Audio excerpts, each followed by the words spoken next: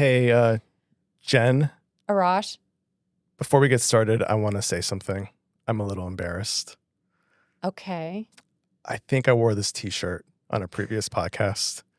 Lucky for you, people are not watching this podcast to look at your fashion statement. Oh, I think they are. Again, I think all I am. comes down to this is all about Arash. I am an aspiring fashion icon. You didn't know that? No. Oh, well, that's what I'm aspiring for. Okay, good Yeah. to know. And maybe you should do the same. Maybe you should Oh, burn. All right. That was good. Wait for it. Oh, I Wait will. for I'm it. sure it's coming. It is, All right, yeah. good. It could be in the form of your paycheck. Yeah. but- I gotta go. Why are we here, Jen? Let's get to real business here. Okay, so I'm super excited because we're taking, just like the last episode, this is episode 7. 7. And we're taking a little bit of another turn and showcasing a beautiful human being here in Jacksonville that's doing pretty incredible and inspirational work. You want to talk about, how I always go for the tears on the podcast? Ooh, That might be me this time. Oh, you're going to be the one crying? I could be. It's Nice. been an emotional week. So we're talking to Jen Vihrachoff. Jen V for short. Since you can't pronounce her last name, yes. Yes. Vihrachoff. And she is the executive director for the Boselli Foundation. Football. Well, they're involved. The player is involved. Go in a way. sports. So we will hear all about it, but I don't Okay. want to give anything away because I really, you and I could not do this justice.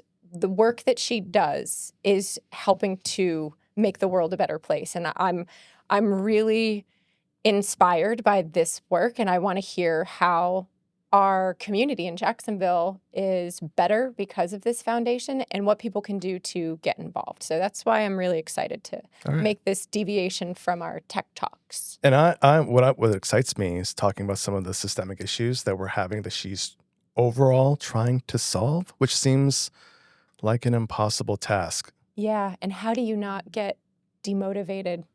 There's always going to be something that makes you feel like you got knocked down.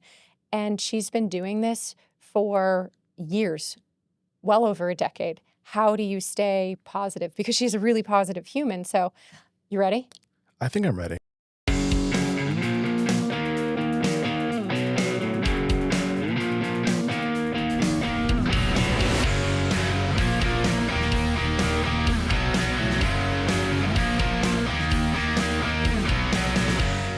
Hi, Jen. Hi. Hey, Jen V. I'm going to call you Jen V throughout the I love it. podcast. Okay.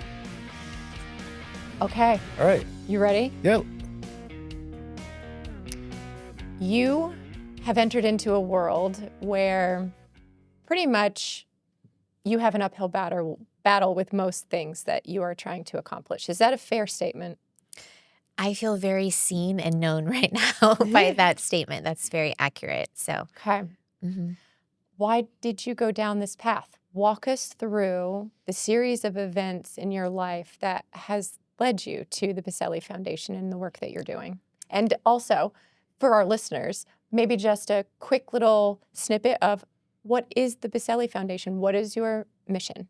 Okay. Well, first of all, thank you for having me. I'm excited to You're be welcome, here and Jen. share more about what we're doing and, letting people know about the important work that sometimes is overlooked and important kids that deserve attention. So thank you. The Boselli Foundation exists to build leaders for the next generation through athletics, academics, and character development. And we have done that in a variety of ways over the last 30 years. This is our 30-year anniversary. I've been with them. Congrats. Next month will be 17. Wow. So I've been privileged to be a part of such great work and meet incredible youth and families and volunteers. And so I'm excited to share. When the foundation first started, the Bosellis gave scholarships to high-performing teachers and high school seniors for college at high-need schools in Jacksonville. And then through a partnership with the city around Jen, that's your background, right? You're a teacher? You're social worker and educator. So I am a Okay. professor at Jacksonville University. So very passionate about all things education. okay. And then just the holistic well-being of humans in general. So Oh, love that. I get to merge my passions with my work, which I think is a very rare thing. I And was going to say, so, not many people get to do that. yes. And so I feel very honored that I get to do that. So keeps me motivated. In 2006-07, through a partnership with the city, the Boselli Foundation opened 2 after-school programs on the north side in Health Zone 1, which, if you're familiar with that, has the highest health disparities, the highest crime rates, highest levels of poverty, and so lots of challenges for the residents that live there. And so we opened 2 after-school programs that were very holistic in nature, which differentiated us from other programs. What does holistic mean? Oh, thank you for asking. Again, you're welcome, Jen V. Who are you today? Undercaffeinated maybe, but excited at the same I time. should have brought you coffee. Yeah. So a lot of after-school programs are able to provide a safe place for youth, which is very important. The hours between 4 to 7 are for youth, a time when there's opportunities to be involved in unsafe, risky things. And so providing a safe place is huge. A lot of after-school programs provide academic enrichment, tutoring, that sorts of things, which we also did. But we had very experienced and knowledgeable staff who were educators to help teach the science of reading. But if you are a smart individual, if you're educated, we didn't think that was enough. So who you are as an individual, what is your character? Are you giving to others? Are you kind? Is most important. And so developing the kids in that way was also a highlight of what we did, and working with parents to ask them to be involved, because obviously the parents have the biggest influence on their kids. Right. Even though they spend a lot of time at school and with us in after school and summer camp settings, parents are the most influential. Yeah, they're the reinforcers. Yes. Is it hard to get parental involvement, or is it? Well, it is challenging, but I think there is this misnomer that it's because parents don't care. And so I often hear that, well, parents or families in poverty don't care. If they wanted to be involved, they would. But I think when you are proximate and close to people who are struggling financially, you will learn that they're working 1, 2, 3 jobs. Sometimes they're working the 3rd shift. And so to come to a 6 p.m. dinner at an after-school program to be with their kids means that they have to take off of work and they're not getting paid for those hours. And that is, needed to pay the bills. Right. And so there's a lot of judgment that I don't think is fair, that is projected onto those families without genuine relationships to understand and have compassion for what they're going through. Mhm. And so it is difficult, but not because parents don't want to be involved. And so moms would, and grandmothers and dads and uncles and grandpas would go above and beyond to use whatever resources they had to provide snacks or to come up early in the day to, make copies, staple things, go on field trips when they could, but it didn't always look in the traditional way, Right. like, we would always like to. So I think a lot of misunderstanding is there that could be handled or addressed in a different way if we were willing to be proximate to people in poverty, those who don't look like us, and be uncomfortable getting out of our, little safe bubble where everyone looks like us and does what we do. Right. But because there is that distance and lack of proximity, it's easy to judge sometimes. Yeah, totally understand that. You said, so the Boselli Foundation started as a scholarship organization for teachers, and then there was a pivot here. Yes, several pivots. Okay. So I'm going in lots of directions, so redirect me. So the pivot came through the partnership with the city when we opened our after-school programs. And so we did that for about a decade. And then in 2017, our partnership and contract with the city sort of had run its course. And at that time, we had a very important decision, what sort of programming are we going to offer? It's very difficult to look 100 families in the eyes and tell them, we're not able to continue to serve your families. I'll never forget where I was telling them and the emotions that I felt. But every situation is an opportunity, something lost and something gained. And so we viewed it as an opportunity to make a bigger difference. And we took the evidence-based practices that we found so impactful with young people in poverty, specifically Black males. That's always been my passion, my area in grad school for research. And those strategies are impactful for all kids. And so we took those practices and started coaching teachers in high need schools, the same feeder patterns where after school programs served, with the intent of reaching more kids. So I was just going to say, you can definitely impact more kids that way. For sure. And Duval County has the lowest retention rate for teachers in the state. Oh, and interesting. I didn't know that. Yes, and our state has one of the lowest retention rates in the country for teachers. So we are not doing a good Is that job. just a function of pay for Duval County anyway? I think it's a very complicated, multi-layered issue. So it's not just a pay issue. I think it's a support and a valuing of teachers and what they do. And if you look at where the highest vacancies are, it's often in the high need schools, Health Zone 1, where the teachers are a social worker, sometimes a step-in guardian, a counselor, content area professional, and then they also have a lot of pressure to make more academic gains because oftentimes kids come not on grade level. Right. And so after you get your, 2 to 3 years under your belt, it's like, well, I want to move to the beaches or to Mandarin or to an area where I don't have to do all of these extra things. Yeah. Or this is too hard. I want to go here and get paid more.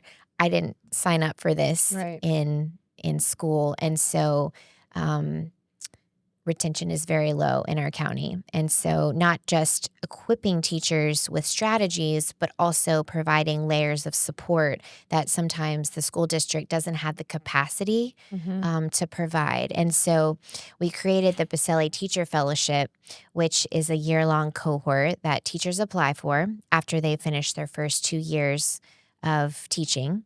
So targeting years 3 to 7, when retention tends to decline, and really helping them not only learn strategies for their own students, but who are you as a human? What levels of support do you need? Can we provide resources for your class? Oh, excellent. So they feel much more supported. Yeah, and having a like-minded group of educators to freely share struggles, but also get support, find empathy. And so this is a true support group. Yes, no, it really is. And it's very, it humanizes the professionals because sometimes teachers feel I have to show up as a superhuman because I have all these little people in front of me depending on me. Yeah. And that's just not a sustainable. So your organization's actively still working with teachers. Mm-hmm. Okay. That's excellent. We are moving into year 7 of the Boselli Teacher Fellowship. And many of our teachers start and then they continue with us for multiple years.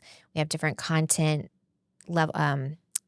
for whatever year you are in the fellowship. So it builds with the goal of equipping teachers to turn around and help coach a beginning fellow, someone else in their school, so they take what they're learning and help others with the same content. I have what could be a silly question.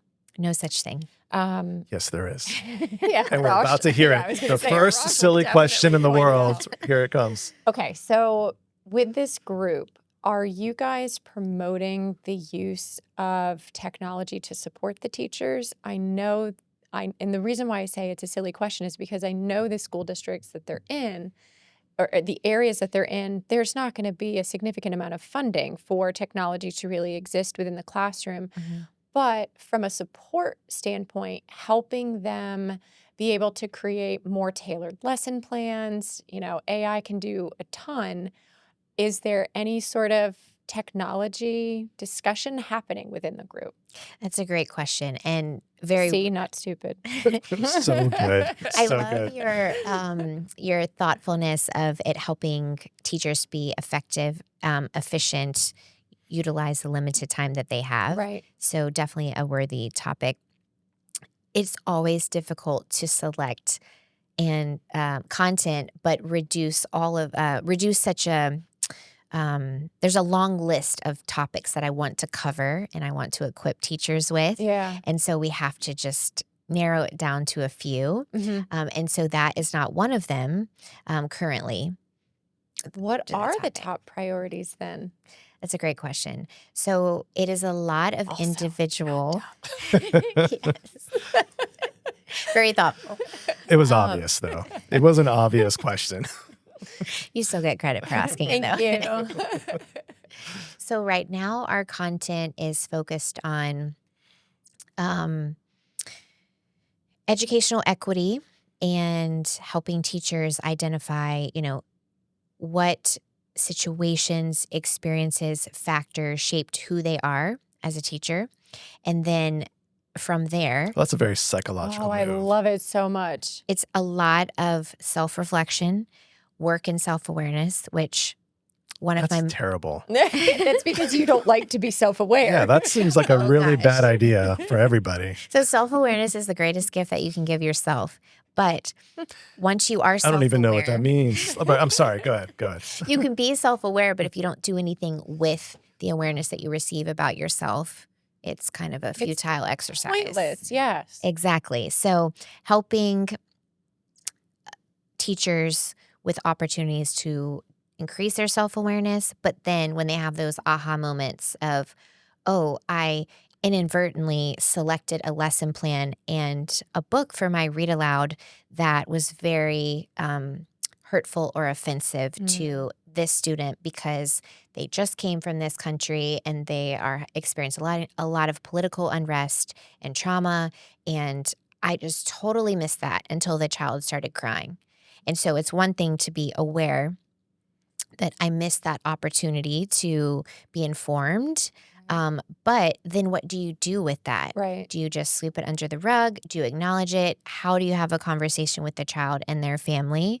And those are just little instances, but they happen all day long. Yeah. And so equipping teachers to have the courage to have those hard Just gonna conversations. say, you have to be so brave Yes. to manage those situations. Yes, and acknowledge, like, I am so sorry. I hmm accidentally, it was not Right. my intent, but the impact was still hurtful, Right. and I want to correct that. Yeah. So, That's awesome. And totally makes sense why bringing technology to the table to try to teach them how to leverage it to be more efficient. Yeah, it's going to be great, but that has a much bigger impact on the students right now. That makes complete sense. So then what about, help me understand the role of the Boselli Foundation and your role with going into prisons.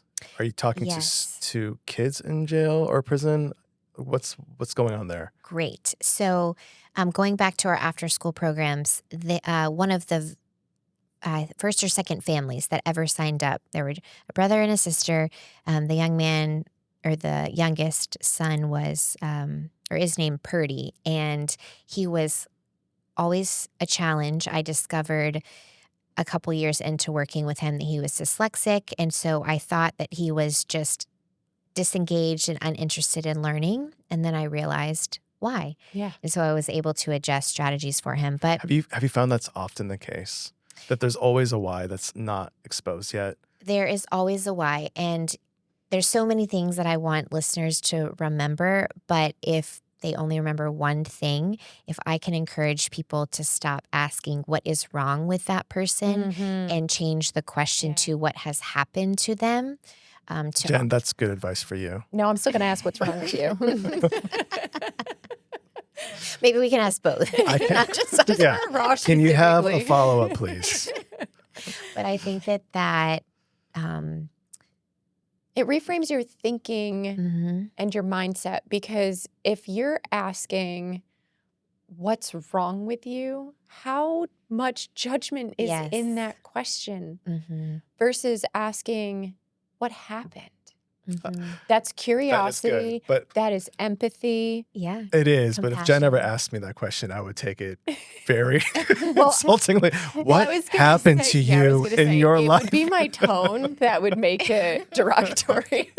I struggle with tone too, so I empathize. And maybe I'm not suggesting literally asking that, but in your posture to, Think of context. yes, Yeah. and maybe Yeah. just Have that in the back of your mind. show curiosity Yes. and just ask questions. So in our mentoring program, we always say that talk less, do not advise, ask questions, be curious, and help people arrive at their own conclusions, because it's not about what we think is the perfect solution or the way to continue on a journey. And so curiosity is a powerful tool that I think society as a whole could use a lot more of. I could not agree more. And we struggle with this in what we do for a living. I know we are coming from different walks of life, but I do have to say now, I used to be a teacher. My whole I love background it. is education. My master's is in childhood education. No, sorry, my bachelor's childhood and my master's is in literacy and special education. I love it. And I promise you, managing adults is harder than teaching children. 1000%. So I feel like there's similarities. And when you're talking about curiosity, it's one of the things that I talk about with our team. My team, it specializes in product management, and it requires constant curiosity, and it requires you to listen, be an active listener, and ask a ton of questions. And that's what we get to do for a living. And I genuinely really love it. But then taking the psychological approach from my entire teaching background has helped keep people, at bay and, growing. Oh my God. Jen, so like I'm so glad to know that about you. See, you always get to talk about you for once. People need to know about me. they do. They do. But I think the curiosity thing is hindered due to judgment. Everyone has the initial reaction of, I'm going to judge, I'm going to make up a story of what I believe to be true, and all of a sudden that becomes the truth and the reality of the situation. So teachers struggle with this too. Like they're not immune to being judgmental. So how do you coach and allow them to really get rid of all judgment? Well, I think it's important to be aware that we have a lens by which we view the world that is shaped by our geography, our socioeconomic status, our gender, our race, ethnicity, our family of origin that we were born into. And so, like, if I'm looking at both of you and I am processing our conversation, it's through my values and perspective and worldview shaped by those things I just mentioned. Right. And so if you suggest something that conflicts with my experience and values, there is going to be conflict if I am not aware that we just have a different worldview. Sure. And if I don't choose to ask you, why is that important to you? How did you arrive at that conclusion? How can we work together? We are going to be at odds and have a difficult time moving forward together. But I don't think a lot of us are equipped with that thinking. I think the statistic actually is 25 to 30% of the time, the average adult knows their motives, what they're doing, how they arrived at this decision, why I chose to respond to you this way versus responding to you differently. And we're just on autopilot going. So if 70 approximately % of the time, we're on autopilot with little to no self-awareness of who we are, what we're doing, why we're showing up in a situation, we're going to have a lot of misunderstandings and judgment. And so self-awareness first, but then what do I do with that? and the curiosity and the compassion and the empathy. But that's a lot of hard self-reflective work. And that is Yeah. not for the faint of heart. And Right. so I really applaud the teachers in our fellowship who not just sign up for 1 year, but have been there for 5, 6 years and are really invested in growing and hearing someone share, maybe that's a blind spot for you. Have you considered responding to your admin or Yeah. your colleague like this, or Right. that parent that really ticked you off that you assumed it was because they were disrespectful, but Right. they just came at it from a different set of values. Right. So going back to the mentorship program where you have mentors going into the jail, can we hear a little bit more about that? Because I Yes. want to tie this all together, because you've got to be judgment free and have an incredible amount of self-awareness to sign up into that mentorship program. So I want to hear a little bit about what it Sure. takes to become a mentor. Sure. I started talking about Purdy and then got off onto something else. So We thanks- probably totally thanks screwed for you up. bringing me back. But I don't like to share the details of our mentoring program without talking about Purdy. And so Purdy was a young man that I was often frustrated with, challenged as an educator to reach him as a human and in reading particularly. And he ended up pretty much raising himself. And there were 2 different times in his high school career that he was arrested. And I started going to court appearances with him because his mom was not able to take off of work to be there. Mhm. And it was my first experience walking alongside someone in the criminal justice system. He ended up going away for several months to a program somewhere else in Florida, was arrested again. He brought a gun to school because people were threatening to kill him when he was walking to school. And so out of self-protection, he did Not the malicious only intent. thing Yep. that he knew to Right. survive. And so that resulted in a sentence, or a length of stay is what they call it for juveniles, at a more severe long-term program. And when he came back, we were able to work with the judge to get, as a part of his sentencing, that he would come to the Boselli Foundation's after-school program. He would work there. And I really saw him, kind of come to life. He wanted to be a teacher and was working with a reading tutor to, overcome his dyslexia. And I was really, really encouraged seeing him lead the young people in our program. Unfortunately, when you are in the streets so heavily, when you start getting a quote unquote normal, what is viewed as normal or legal way of making an income, you're often judged for that. Mhm. And so then he was trying to live between 2 worlds of, when I leave, I go home and I'm judged, and my homeboys,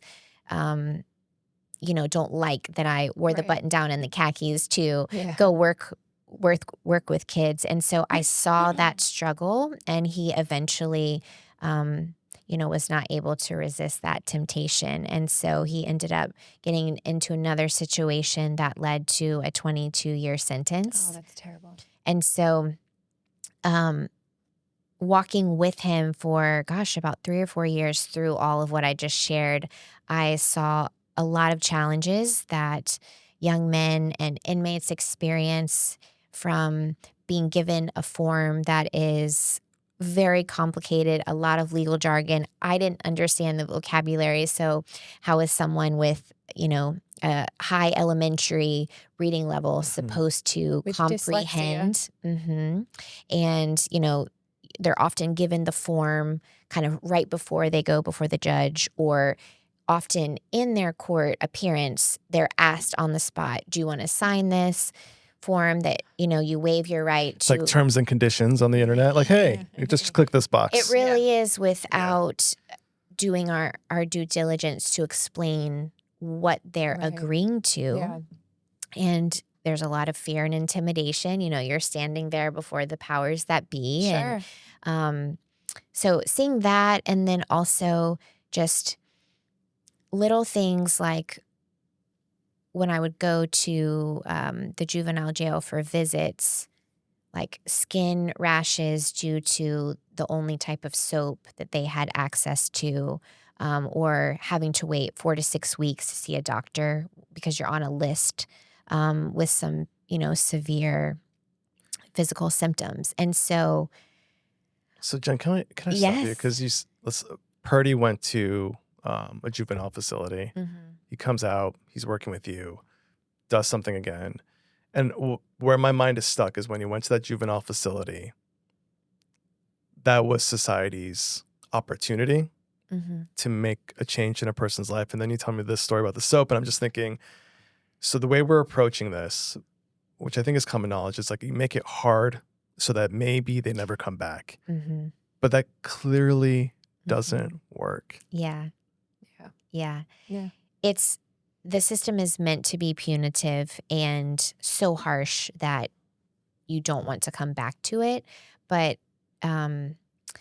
when the boys are released, they go back to oftentimes the same situation, the same challenges. And so the 30 to 90 days post-release is typically when the recidivism occurs. And so there just seems to be how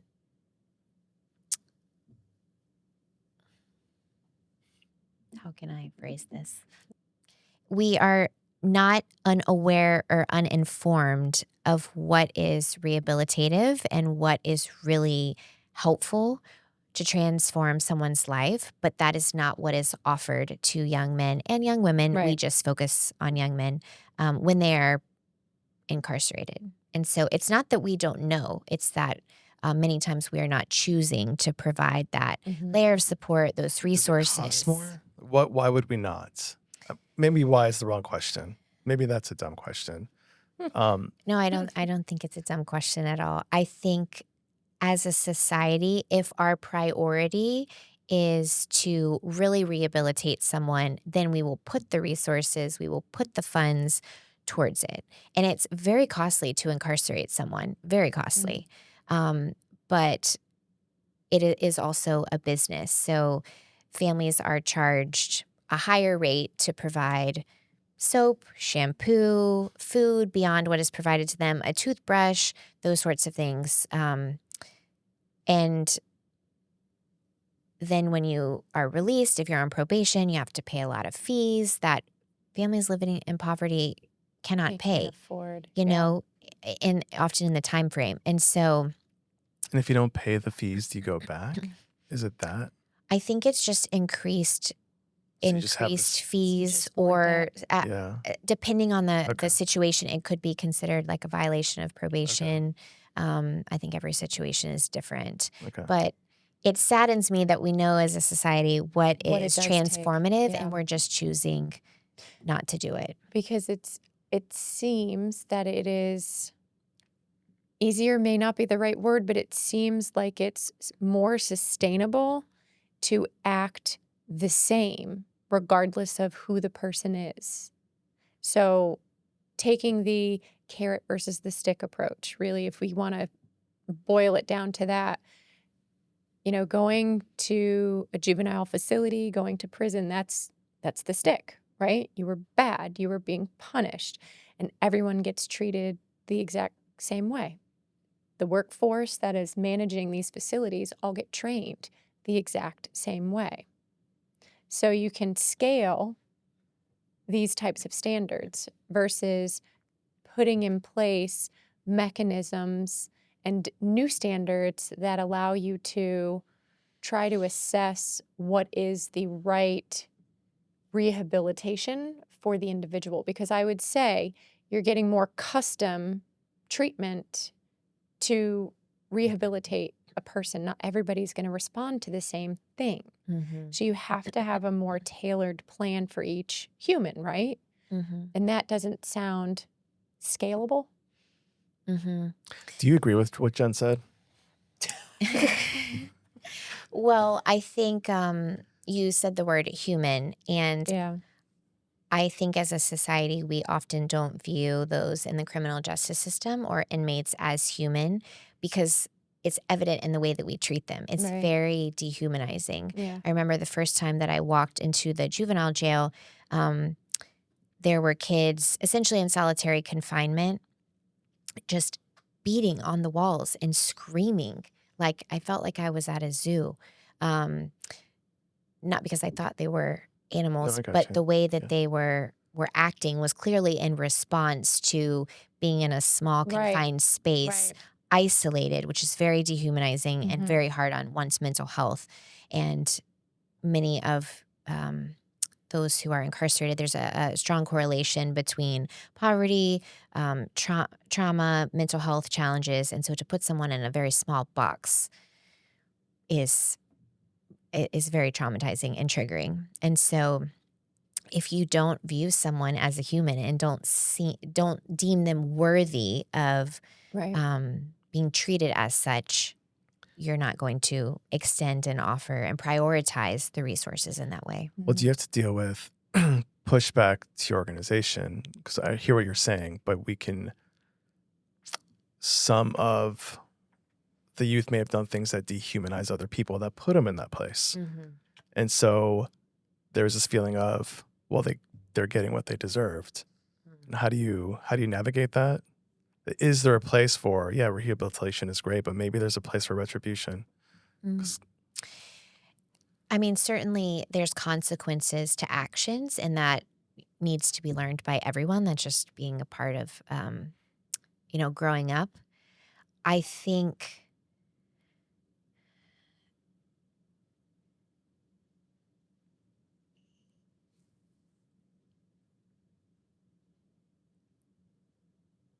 I just don't think that a punitive approach in many situations, especially for young people who are just starting to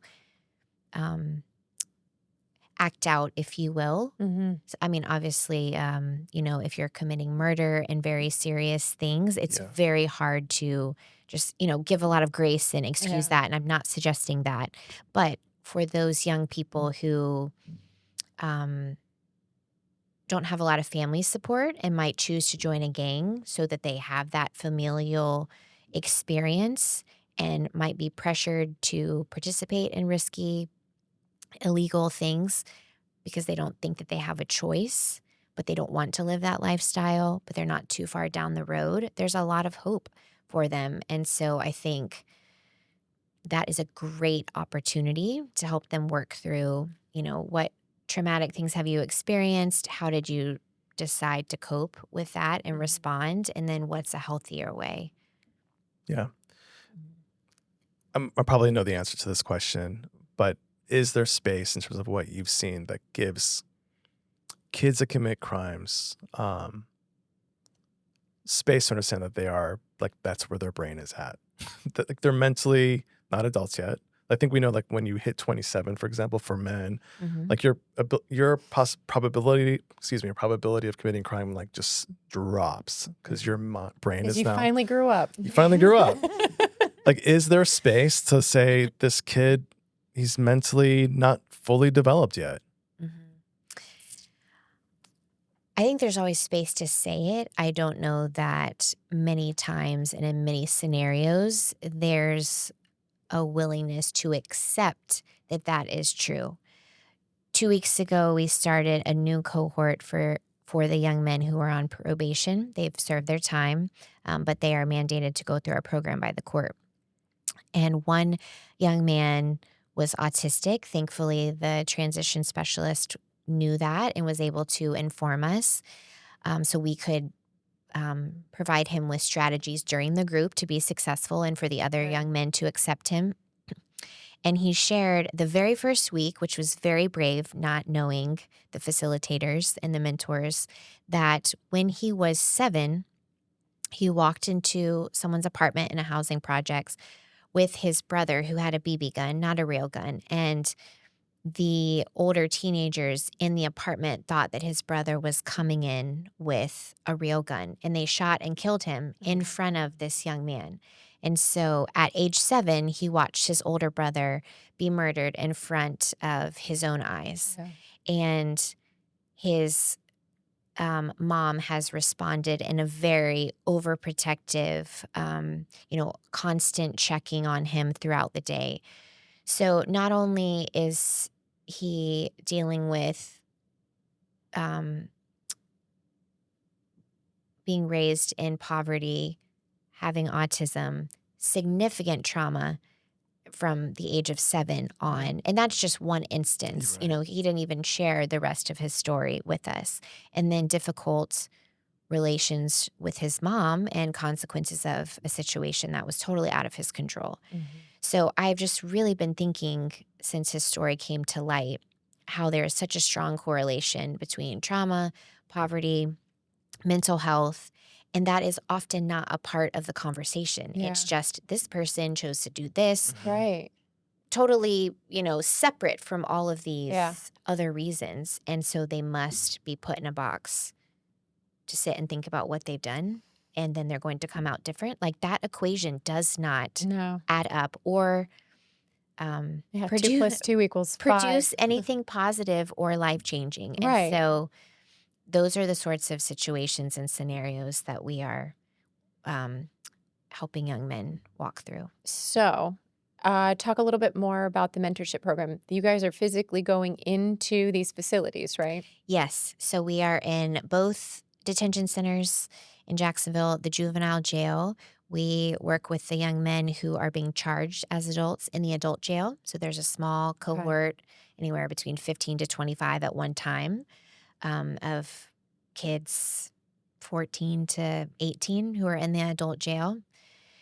And actually love that cohort. They're a really special group of young men. And then we are the sole provider for mentoring for young men who are on probation post release in Jacksonville. And then as of 2 weeks ago, we have our newest partnership in St. Johns County with what is most similar to a juvenile prison where boys are serving a longer sentence, often until they become 18, and then will go off to an adult prison. All right. So you've expanded. You're not just in Duval now. Yes. Okay. Congratulations. Yes. That's great. Thank you. Very excited. What does it take to become a mentor in the program? I mean, and I asked the question from your personal experiences. You have seen positive things happen, and you have, just like Purdy, you have seen terrible circumstances happen. How do you look for the right mentors who you know will not get taken out by this? Because you got to have incredible mental stamina to deal with this roller coaster ride that it will For sure. definitely be. So I always say that typical mentoring, from the average adult is probably viewed as I'm going to be paired with a troubled young person, have lunch with them, share my life experience, how to get your life together. And that is not what our program is. There's a need for that. Yes, and but that's not this. that's valuable. But our mentoring program is trauma informed. It's based on brain research, on development and trauma and all of that. And the biggest thing is, are you willing, no matter where you are in life, how much money you make, what your title is for your job, are you willing to put that aside and listen, like you talked about earlier, the importance, ask questions. We sit in a circle, and so it democratizes the setting so that our facilitators are solely there to ask questions and pace the session. Okay. So everyone has Wait, so equal authority. is each person assigned a mentor, or is it more of a group? So it's a small group situation where there's 2 to 3 co-facilitators Okay. with 8 to 10 young men. So it's never one-on-one. So no one has to carry the burden of, Yeah. processing anything challenging by themselves. That's good. Yeah, that would be difficult. Yeah. And we always say that you can't take anyone further than you've gone yourself. And so part of the training is for the mentors to walk through the exercises and the story work, as we call it, reflecting on themselves and who they are and what situations have made them the man that they are, so that when they're asking a young man to do that, they can empathize that I know this is challenging. I know a lot of emotions come up, but I'm here with you, and we'll take it at the pace that you're ready to go. So similar to what you are doing with the teachers, it's raising the self-awareness and getting them to walk through how they became who they are today. And then providing tools for the young men. There are 34,000 emotions. Did y'all know that? No, 34,000. Who knew, right? I feel 32,000 in a single day. I think that's pretty normal. But oftentimes, if you ask young men, what are you feeling? It's mad, sad, glad. It's about the extent of it. And so we provide an emotions wheel that's developmentally appropriate. There are multiple versions. Give me an example of an emotion that's not in that movie? Yeah. That kid's movie. What was it called? Oh, In and Out, Out and In. Oh, Inside Out. Inside Out. Inside Out. Yeah. Love that movie. Is there an obscure emotion that you can think of? Is frustration one of them? A lot of the boys will Yeah. say, if they're having a hard day, like agitated, discouraged, infuriated. But then a lot of them say, I feel proud, I feel valued, encouraged, optimistic. And so that emotions wheel is really a tool to give language Yeah. to what they're feeling, but they might not be able to come up with that The on word- their yeah. own. Yep. So That's great. yeah, it's just here's how can you increase your self-awareness in this moment? How does each cohort do? Like overall, on average, what are the positive things that you've seen? Are there any stories that you're able to share with the transformations? Yes.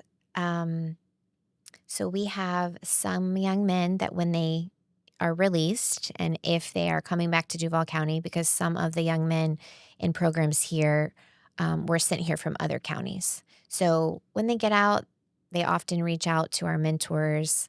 Hey, remember me? I'm so-and-so.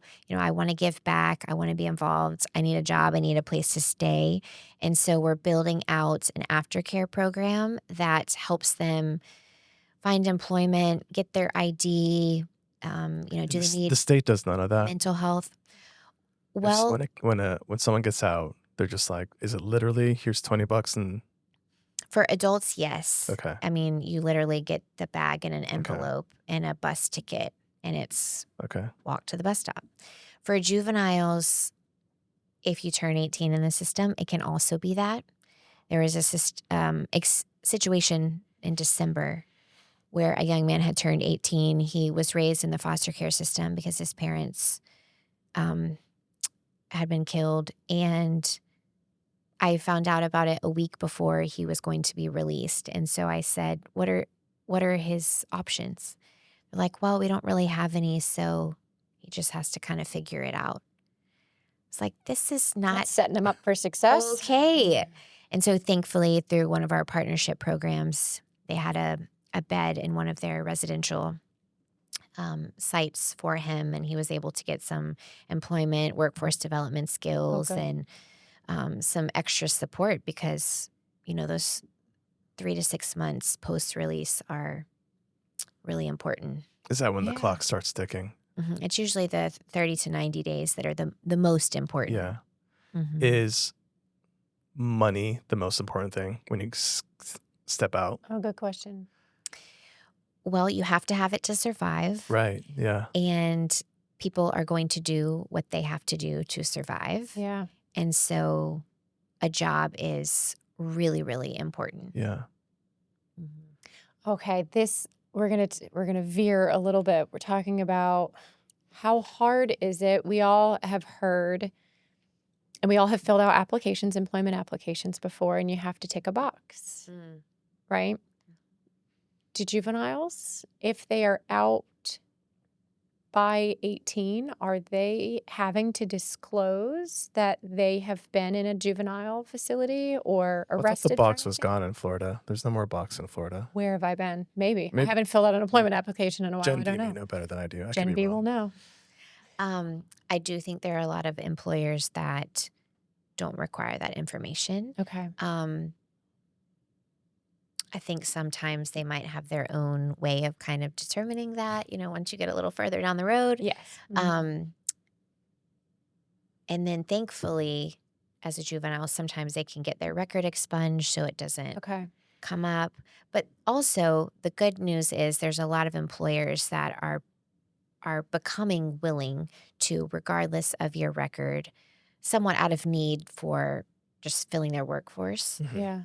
But then just being more compassionate and understanding that, we all make mistakes and everyone deserves a second chance. So I'm encouraged by the number of employers that are more willing to hire regardless of, past experiences. That's excellent. Mhm. What advice do you have for, let's reach Jacksonville right now? This is your platform. What advice do you have for the Jacksonville employers who have positions open right now? And maybe it'll take a little upskilling, maybe, but how do you get the employers in our community to be willing to take that chance on somebody who has just left a facility? Mhm. I don't think that I can force anyone or convince anyone, as you say, that that's a direction that is a good one to move in. But I think I can encourage them and provide opportunities to be proximate to young men. I think there's just this misconception that kids who are incarcerated are barbaric and animals and, Yeah. they have nothing good to offer. And there are a lot of brilliant, very sharp, kind young men who have made mistakes. And I often find myself in conversations with them like, what could you have possibly done? Or you did Yeah. what? Because they are just so eager, hungry, Intelligent. intelligent, great at problem solving, creative.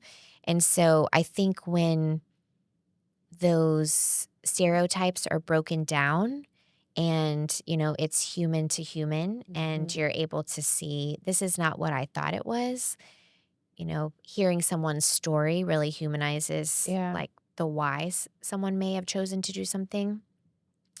And so I think those are the great opportunities That's for that. perfect. So, what I'm hearing you say is organizations can do a better job to educate themselves by being in closer proximity, understanding, and then that should open up that compassion to hopefully allow them to want to give one of these young men a chance in the Mhm. workforce for them. That's the goal anyway. That's great. Yeah.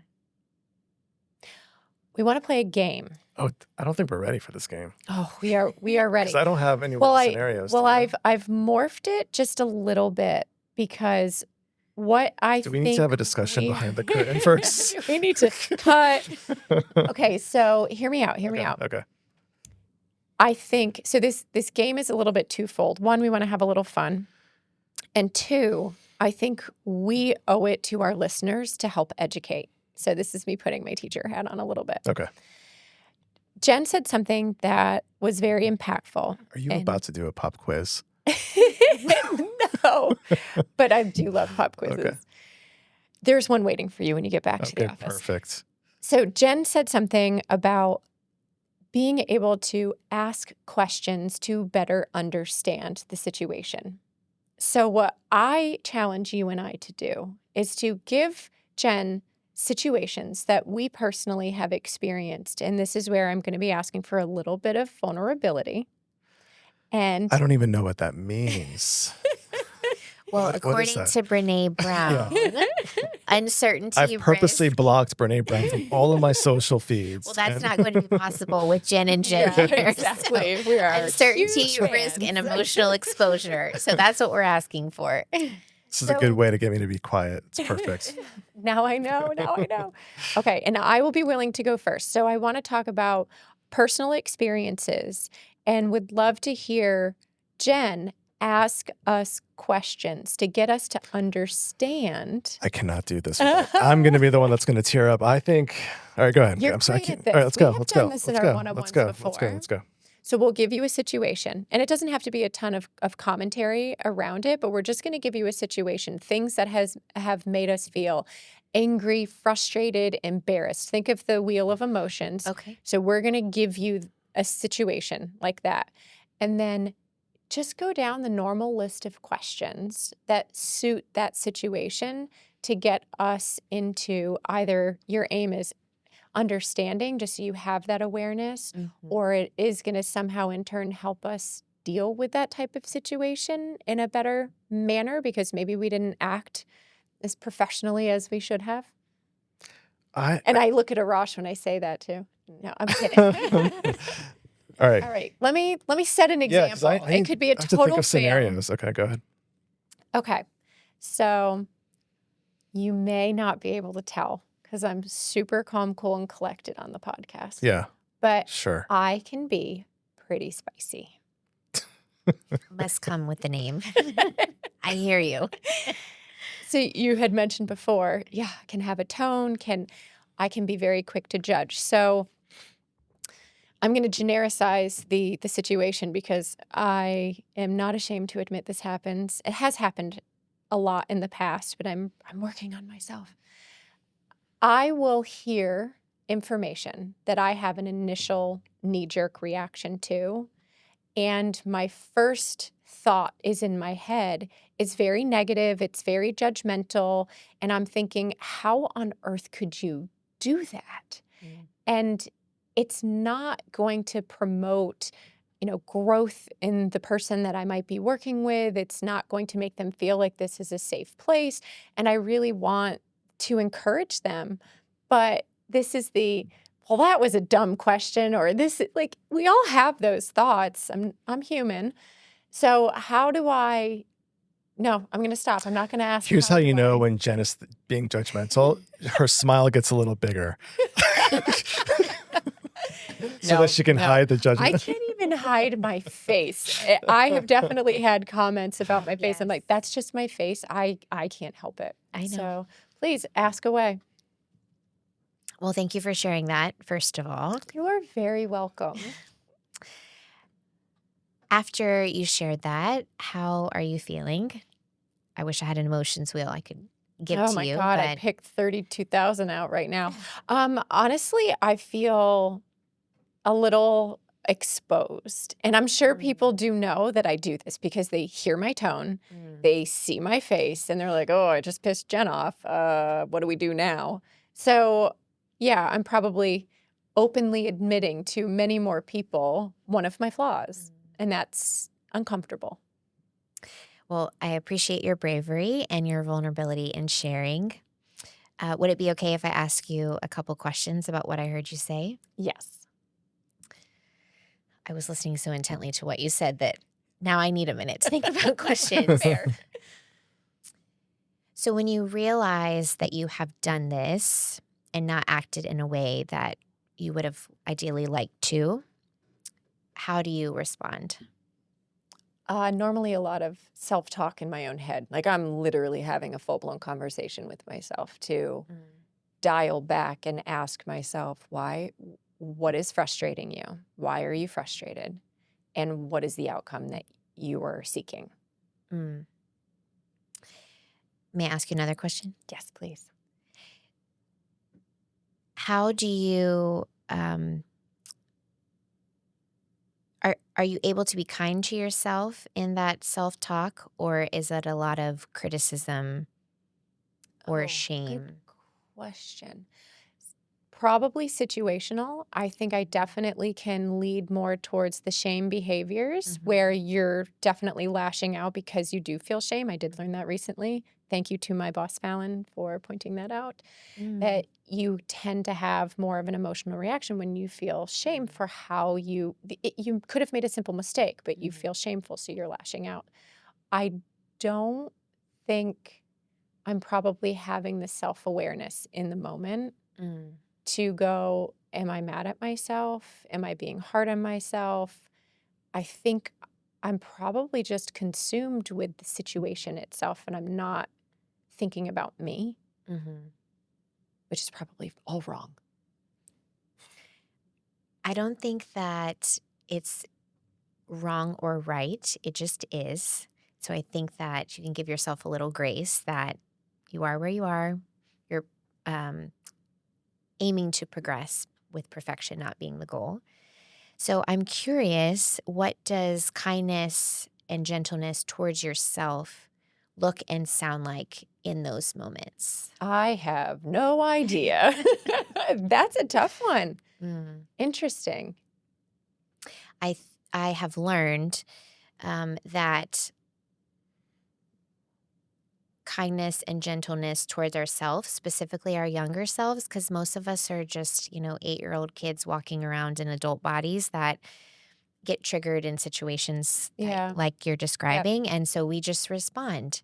And so most of us struggle with kindness and compassion towards ourselves in those moments. And we often go towards judgment or criticism Yeah. out of shame, or, that's the experience we had. So then we turn around and give that to ourselves. Right.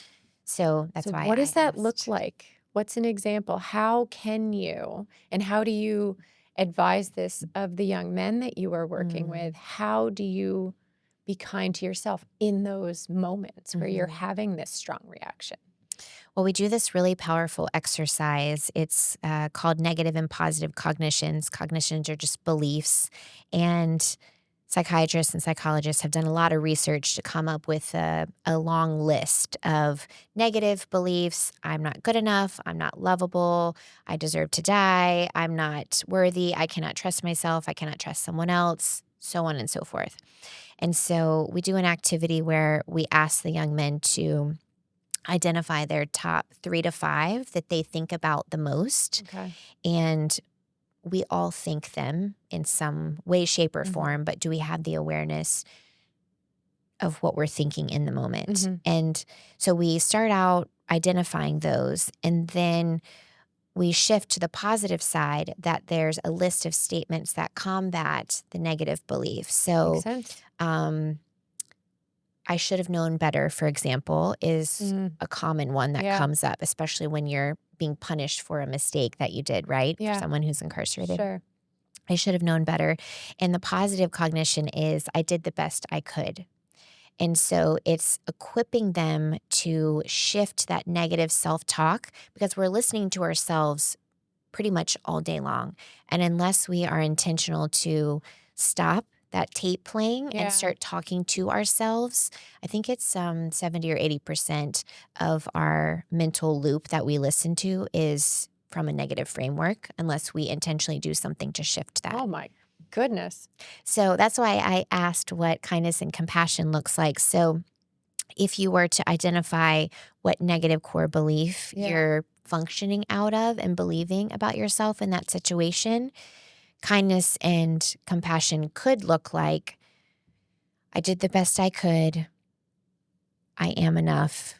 I can go back and fix that and try again. Yeah. And so instead of replaying, asking all the questions, coulda, shoulda, woulda, Right. stopping that, there is The a place. coulda, shoulda, woulda is so hard. Yes. Yeah. And there is a place for that in self-reflection as a part of the growth for doing it differently Makes next sense, time. yeah. But I think less of that and more kindness of, Jen, you're lovable. You're still good enough, even though you may have, And everybody likes you. I was just gonna say, we need to do that. So that's an example of what we would do in a real Brilliant. life scenario. And Amazing.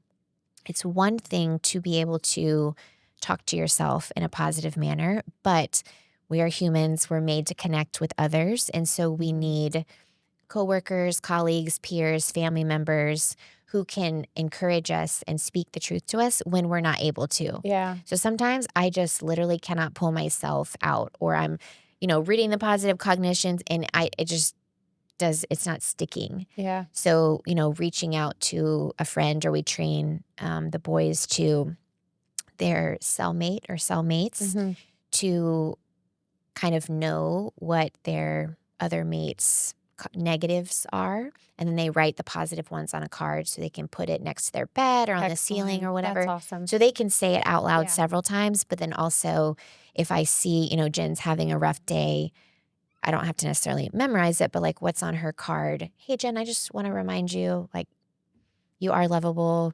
You're worthy, of love, or whatever the situation calls for. Hey, you did the best you could. I'm just glad that I know you were The something. external voice can sometimes be what breaks through the internal talk For track. sure. So, All right, Arash. I don't know if I have one. Because he's so darn perfect. I have a colleague that I work with, and I often feel judged by this person. That was a good one. I thought that was good. And if he says, This colleague is actually my boss. No, the person's name rhymes with then. And no, all right, I'm going to be vague because I don't know that I have a very specific example. I'm sure that exists, but my issues, I probably block out things I can't deal with. Which is good self-awareness in Thank and of you. itself. Yeah, there you go. Let's talk She's about. just warming you up to be vulnerable. Yeah, it's working. And then when I was 7, my dad, interpersonal relationships, when there is something that can occur, and I can't give you a specific example. There is this time where if I'm speaking or working or connecting with somebody, there is some sort of offense that it suddenly becomes very foggy and gray. And I don't have the capability to figure out so instead of going to talk to the person about this particular situation, I can't frame it. I don't know how to ask myself the questions of what would I even go say to this person to say, this felt wrong. Because one, maybe it feels childish to say that felt wrong. And I am speaking of somebody if I feel like they did something. Because if I do something, You ignore it. I ignore it. So that's fine. But yeah, it's hard for me to even take the time to go to define it. So to not confront the person, but to go to the person to make peace in some way, I don't even have the words to say it. I just feel so my response is I'm just going to kind of ignore it until it comes again. And then I have a tipping point, and then I sort of just go, I'll say things, not thoughtfully. Well, thank you for sharing that. You're welcome. I should probably acknowledge that we have this process called attunement that we train mentors to respond to situations just like this. And the first step of that is silence. And that can make people feel uncomfortable, but it is in an effort to honor what someone just shared and to not rush to fix or respond out of emotions. Wonderful. And so I did that with you. I didn't acknowledge it. And then I did it with Arash, and I sensed that you were aware of my pause. And so I just wanted to name that it was intentional and why. And also, it allows the person who shared an opportunity, not that they're necessarily conscious of this, but to feel whatever emotion comes up and not just to move on in conversation and bypass that emotion. So silence, and then showing gratitude, thanking both of you for sharing and choosing to be vulnerable, because that is a gift that people share with us, and I don't want to take that lightly. And then also asking how you felt about it. So you shared. May I ask how you feel now that you shared that? Maybe a little silly because it feels very abstract and not defined what I'm asking. I hear you. I think it sounds very normal and very common, especially as adults. So I just want to validate that you're not silly, and I appreciate you sharing. Thanks. May I ask you a question? Maybe. I'm really glad that you responded that way, because asking for permission to go further or ask questions is the next step in attunement. And there are young men that say no. Or What do you do then? so we respect that. Part of our process is giving voice and choice and agency. And so if Arash just wanted to share that and name it, that's a really powerful moment. If he doesn't want to talk about it, okay, we're moving on. Okay. And so you can determine if you want to answer my questions based on the question, or you can say no. Okay, let's hear the question. So I think what I heard you saying was something might transpire with a coworker. It felt a little off. Maybe there was some conflict, misunderstanding, and maybe you're not exactly clear what that misunderstanding or differing perspective is, but you're experiencing some sort of tension, or we're not unified in kind of moving forward. Is that, did I hear you correctly? Yeah, and it goes beyond just, I think, coworkers or colleagues. I think it's more universal than that. You said something that I just lost my train of thought. Take your time. Yeah, what was it? It's especially when I have the other person's best interest in mind, Mm, and then that sort of blows up. That's probably when mm. I'm just like, what happened? So is what you're saying that your intent was good for this person and maybe the outcome didn't, or the impact of your intent didn't land in the way that you Right, wanted right. to? Yeah. And so I don't want to assume the emotions, but discouragement or disappointment or frustration or sadness It would be confusion. confusion. Yeah, Okay. yeah, Thank you yeah. for clarifying. I could see how that could be hard. So I'm That's good. I I feel so. When feel she does heard? that, yeah. I know. Brene Brown would Like, be so finally, proud right now. somebody. Thank you. That's quite a compliment. May I ask you another question? Yeah. So I hear you're confused. What do you think prevents you from circling back with that individual to just simply name? I'm not sure what it is, but I feel like something is off with us. Not having a response to their response. So most people are pretty good at arguing their case, and I'm not going to have, it'll feel wrong to me, and I'm not going to be quick to have so if I don't know exactly what I'm going to go, I'm just going to hear a particular person's argument, for lack of a better word here, and I may just say, oh, okay. When really it's not okay. Mm-hmm. Mm-hmm. I have several questions I want to Okay. ask. But may I ask one? Okay, yes. Thank you. Okay. I'm trying to decide how deep to take this. Deep. So am I hearing you describe a fear of conflict that prevents you from going back, or what, or help me I understand? would say it's in the moment feeling powerless to respond. I don't know that it's the fear of the conflict. It's Okay. being a deer in headlights Mm, more. That there's something something doesn't feel right with what you're saying, and I don't have the words to express it. mm. I think that's such a very self-aware response, that I feel powerless. Is it more self-aware than Jen would be? Probably. I think both of you are so self-aware. And I think I heard you use the word uncertain, which is a component of vulnerability. So I think you're describing I would feel vulnerable in addition to,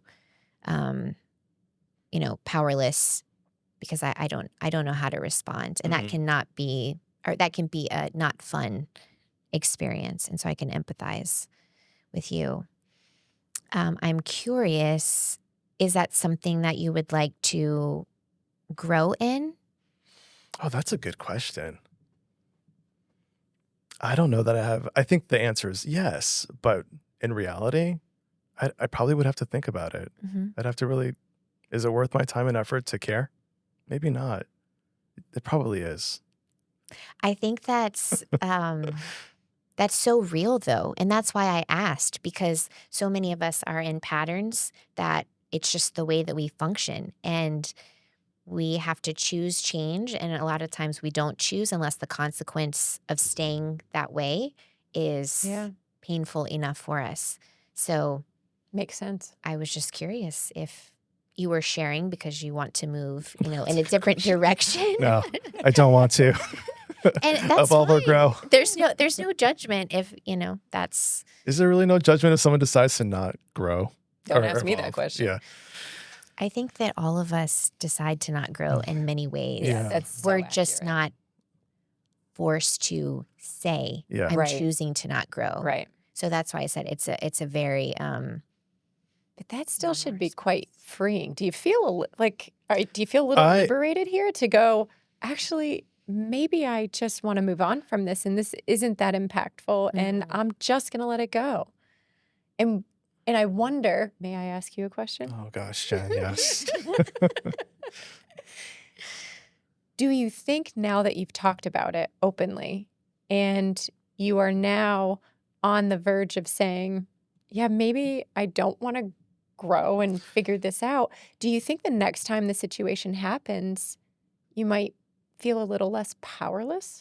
Yeah, for sure. It's really interesting. I know I was very vague, and I think that's the feeling I feel when I'm in those situations. But I'm probably less inclined to avoid it. Just that's my gut feeling, just by talking about it. Yeah. Because I think my biggest fear is just not knowing. So, like saying I feel confused, I don't like that feeling. Probably. I'd like for this segment to end now. Well, good job. Thanks. Way to be vulnerable. So I'm curious, while my goal is not to fix, may I share one thing that I've recently learned Yeah. that relates to your situation that I have been practicing? Yeah. Okay. So there are many times when a young man will share something and I like, oh gosh, how do I respond to that? Or maybe I get triggered in the moment and so I'm flooded with emotions so I can't really think straight. So one, I'm freed reminding myself I don't have to fix anyone.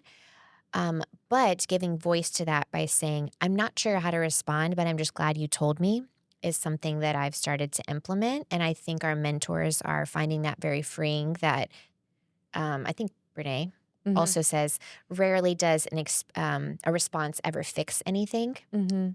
And so it is empowering that we don't have to have the answer, but I can be present with you. So I wanted to say that. And then also just acknowledging it could be me, but I think something is off between us. And I would love to explore that if you're open.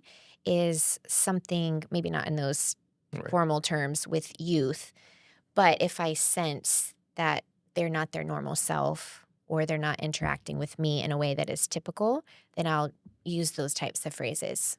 So, Do you let them know if something hits you the wrong way?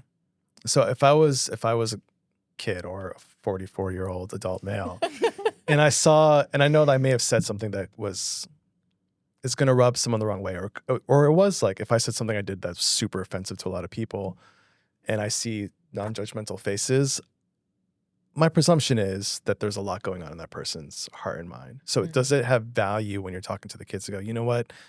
That actually, for lack, that triggers me a little bit. Like that's hard for me. I guess you said you have a response, but do you show them the emotions you feel? Does that help build your credibility or take it away? Trust. Yeah. yeah, I think it helps humanize the experience and it makes it less like I'm the adult that has it all together, Mhm. that's here to, help you. And so, like, our mentors share their own stories. When the boys do writing assignments, the mentors will read a story to be vulnerable and go first. And so I think it's very normal and common to say, that was really hard for me. I'm processing a lot of emotions because I'm connecting with what you shared because my situation is similar. And I don't have to make it about me and go into why, but I can just let them know, like, I need a moment to respond. And then oftentimes I'll just turn to my co-facilitator, would you mind picking up from here? I need a moment. Mm. And everyone's respectful of that. Yeah, that's great. I need to do that more at work. Well, I think, everything that you're saying, it's true. Like, I know I've said this before and I've said this at work. I'm so thankful to have the education and the psychological background because it really has helped me process my emotions a whole lot better as an adult, but then deal with other people's emotions. And sometimes you forget that you get to be human and you get to make the situation human. And I think we all have, listening to you say you feel uncomfortable with the uncertainty if you're not going to know the answer. Well, if you're not going to know what to say. And then I equate that to sitting in a room with a client who's peppering you with, hundreds of questions. Can we do this? Can we do this? Can we do this? I don't want to sound dumb. I don't want to sound like I don't know, but it's okay to be human and say, those are really great questions and I'm unsure of the answer, or I'm going to need a moment, or I'm going to need to go back and talk to the team. And there's no judgment. There should be no fear in that. It's just definitely, and we're all driven by psychology. We're all driven by our emotions. And I feel like we forget all of that when we're in quote unquote business. Yeah. Mm-hmm. It's fascinating. I have one more question. I want to see how I can say this in a way that doesn't seem disrespectful. I cannot wait for this one. Or you could just say it and Okay. we'll process Okay. as we go. Yeah. If I get a long pause, I'll know. I feel like I'm happy your organization exists, but when I see organizations like you exist, yours exists, I think to myself, society failed. Mm. It failed. And so that makes me feel a certain way, Mhm. sad. Mhm.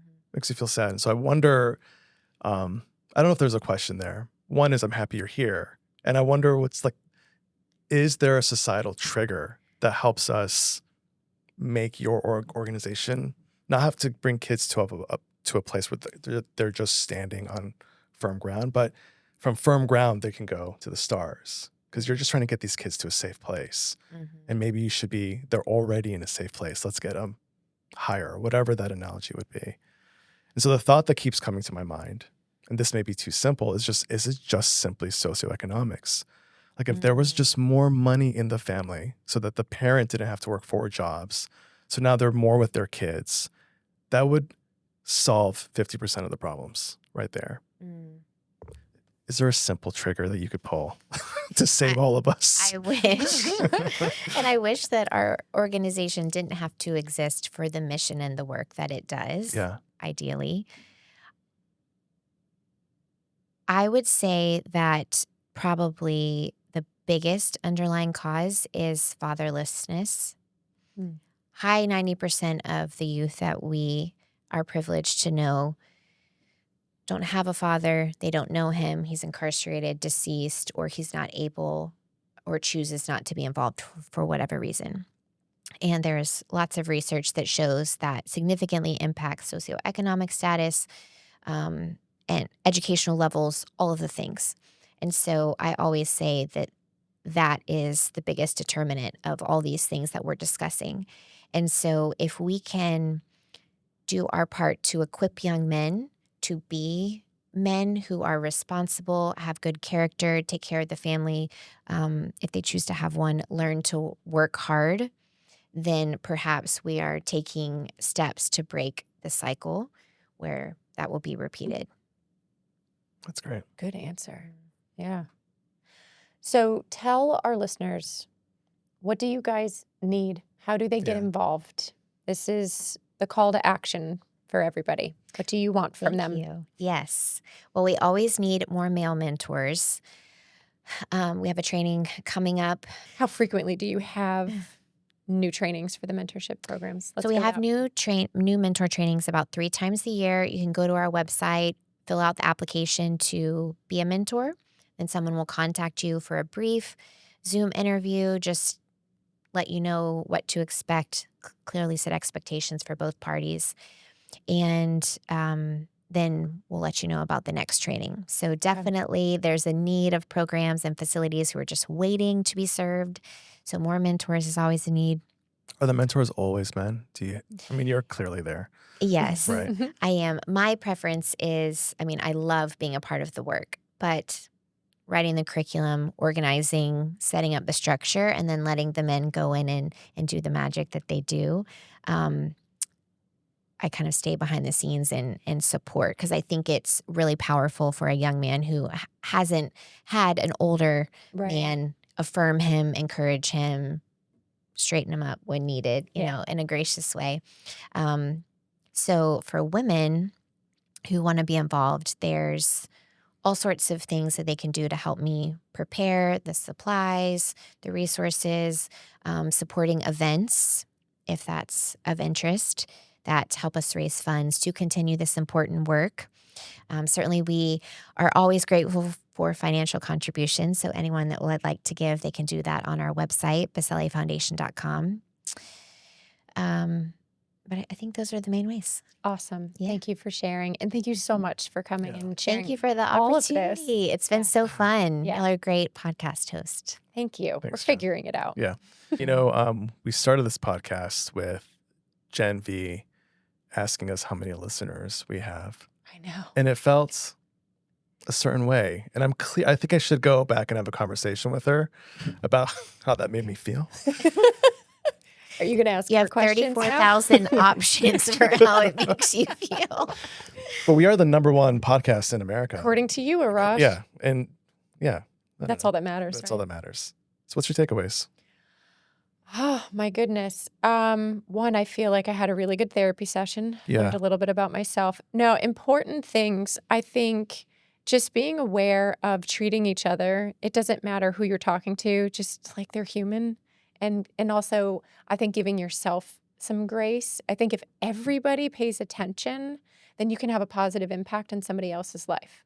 That's it. It's very simple. Just have the empathy. Don't be judgy-wudgy. And